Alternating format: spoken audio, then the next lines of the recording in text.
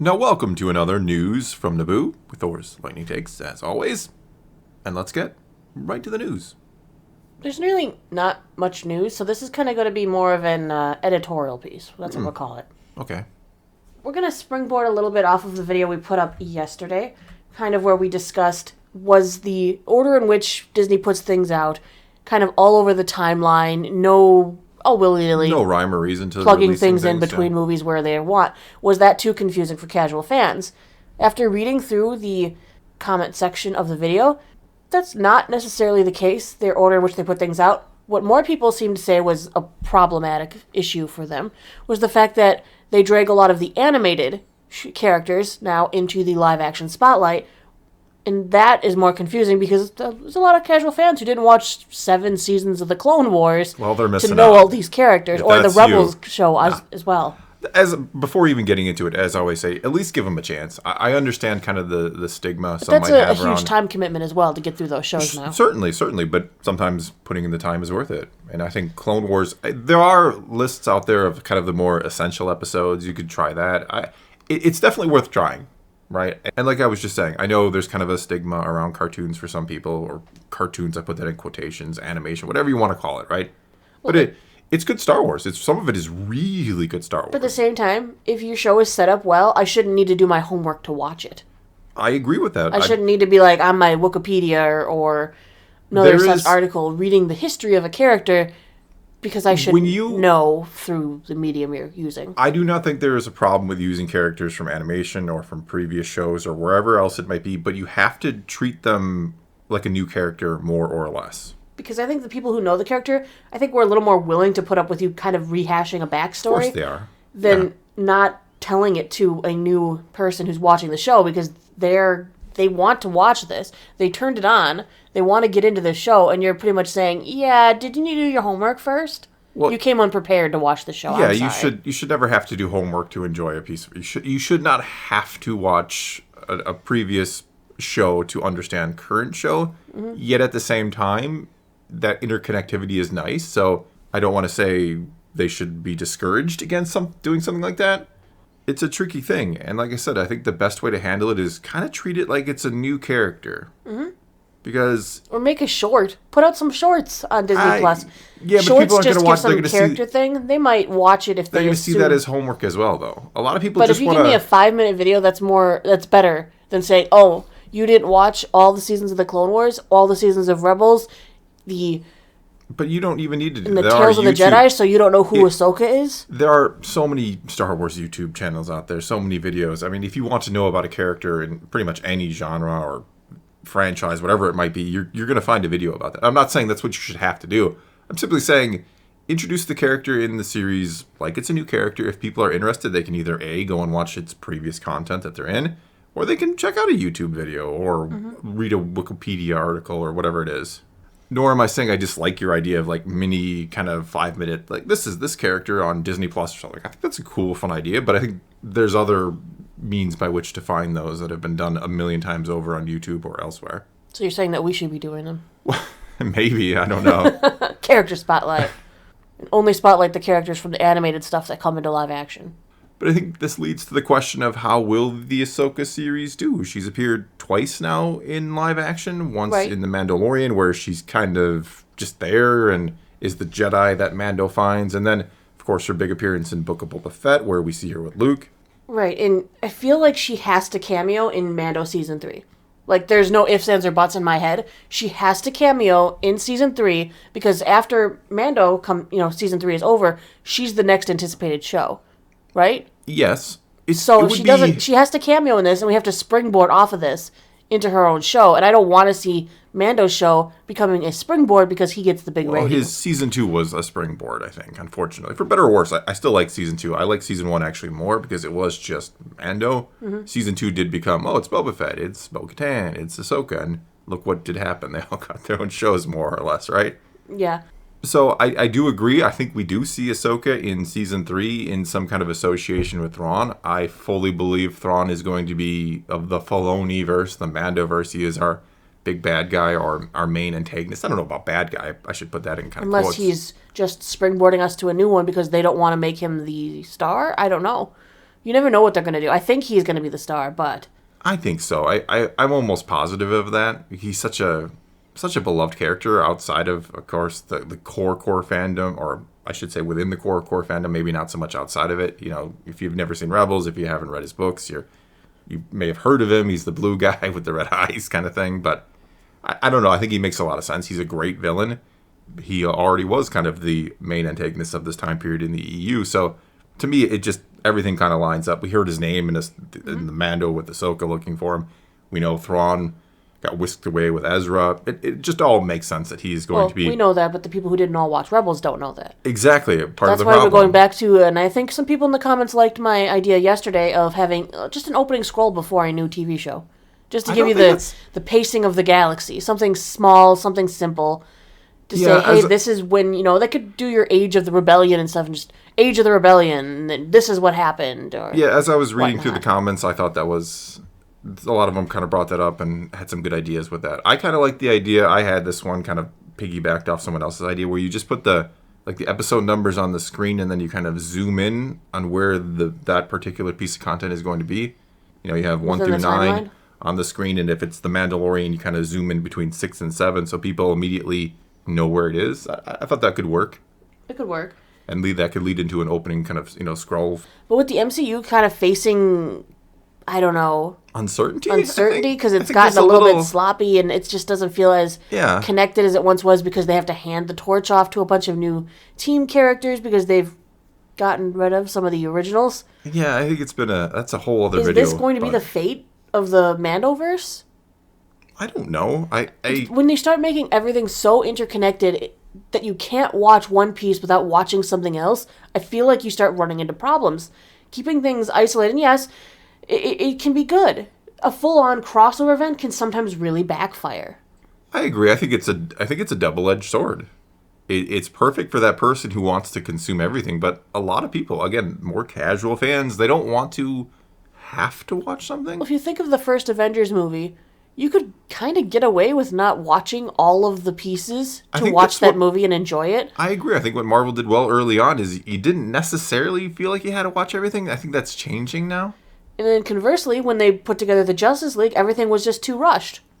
They just threw everything together all at once, and it didn't work. Yeah, DC saw the success of Marvel and was like, we have to get Justice League out there right now, and they rushed it. It just seems like a very delicate and balance to create crossover events and make one big shared universe, which obviously Star Wars is a big shared universe. Yeah.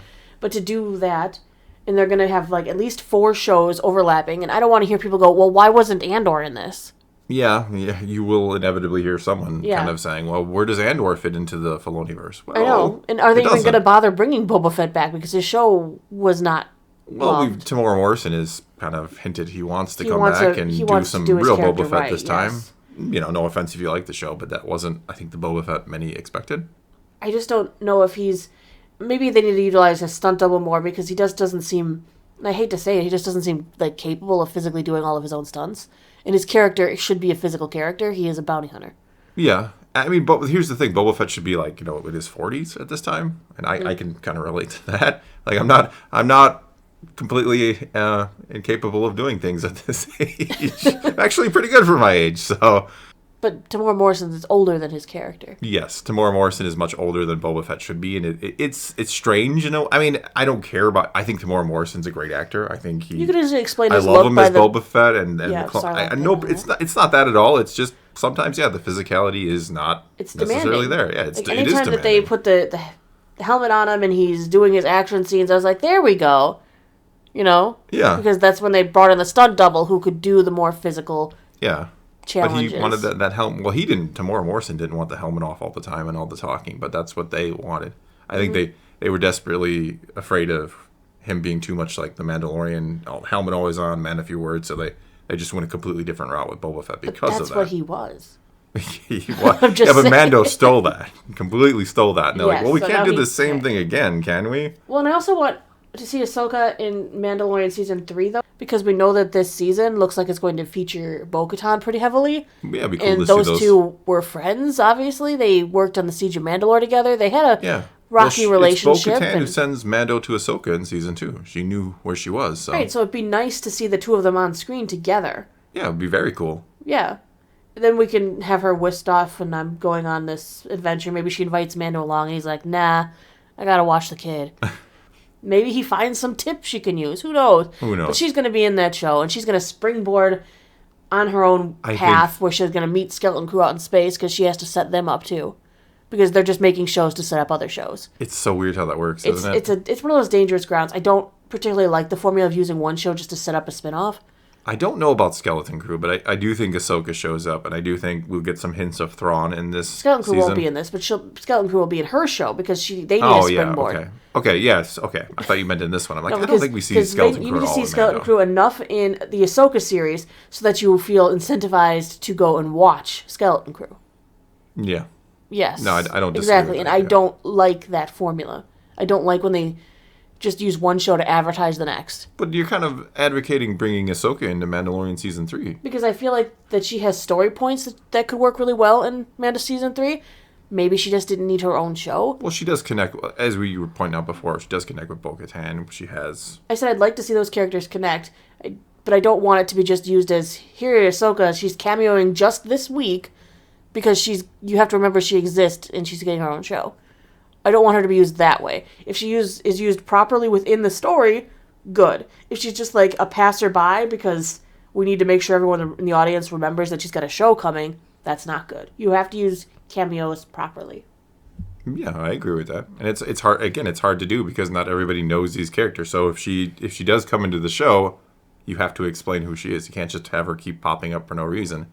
I mean, I'm sure there were people who were confused in the Book of Boba Fett when, she's with Luke and there's this implied connection about, oh, you're so much like your father. And it's like, well, what does that mean? How does she know Anakin? Well, most of us fans obviously know how that is the case. But they didn't tell anyone. No.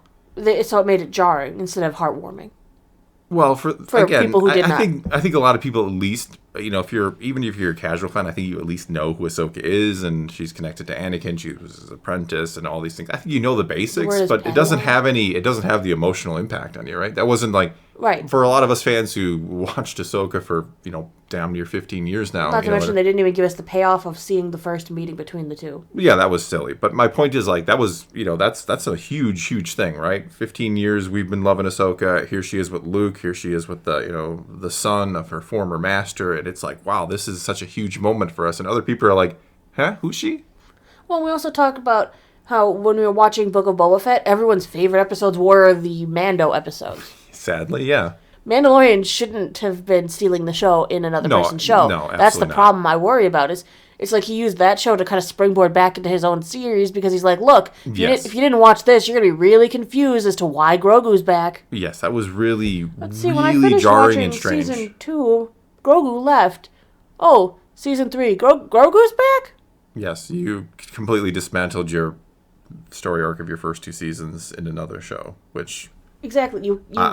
They're making the other show as more of a forced viewing than just I can watch what I want. I don't think that was a Filoni Favreau decision. I think that was a corporate decision to get Grogu back. I could be dead wrong. That is not me with insider information or anything. That is just me making a guess based on Grogu being the most popular thing Disney has created with Star Wars, and them just not wanting them separate too long because we got toys to sell. Sadly, that is probably the truth. But no, as I was saying, I think we do have a double-edged sword thing in place. You do obviously want to bring in more characters and have more shows and set things up, but you do have to focus on the current show. And you don't want to just cameo people in there because, some of your fans are going to go, wow, that's amazing, while others are going to go, who is this person and why should I care? Mm-hmm. It's a hard thing running a franchise, which doesn't excuse, some of the poor decisions, but... I do empathize, right? I can understand these are not easy things to do. It's not easy to have shows across multiple medias or mediums or forums. It's not easy to have so many different pieces of content across multiple different mediums and have them all kind of make sense with each other. And I don't say it's easy, but that's part of the job, right? That's part of why you are getting paid millions of dollars. And why you have all these people watching you, because you should be able to handle these things. Right, and I'm looking forward to these projects. I want them to fulfill my Star Wars wish lists, and as long as they can do that without sacrificing any of the current character storylines just to set up other things, I will be a happy camper. Yeah, You gotta find the balance, right? Balance in all things. All right, well, that's all we got for you this time. So now it's your turn to take to the comments below and tell us what you think about all of this. I know we were all over the board on this one, but how do you feel about cameos and expected to know things about characters and all of that? Do you think the animated shows should not be crossing it over into the live action shows? Whatever it might be, leave your comments below and let's talk some Star Wars. And until next time, thanks for watching.